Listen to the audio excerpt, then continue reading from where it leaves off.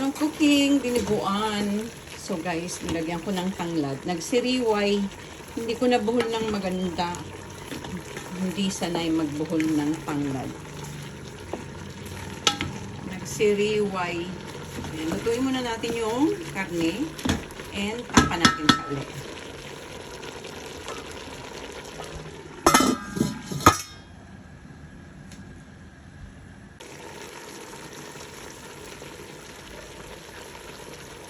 Huwag gayahin. Hindi ganyan talaga yan. Dapat buo. Dapat hindi siriway. Okay, so luto lang.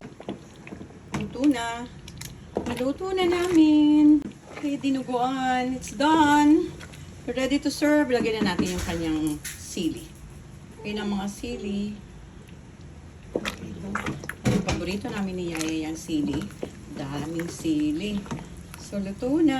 Kain tayo. Let's have lunch. Actually, this is my first time to cook dinuguan.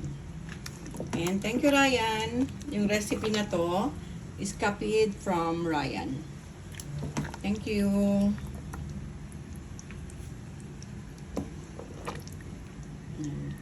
Sarap.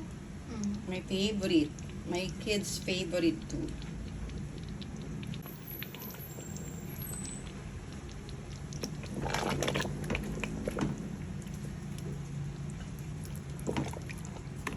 Na. So, off na natin. And it's done.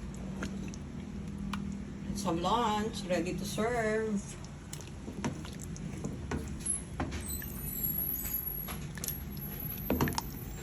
Yes, pork dinuguan.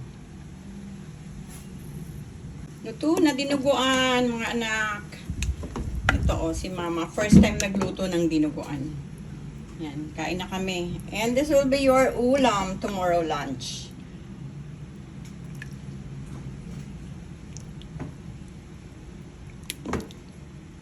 Sili pa more.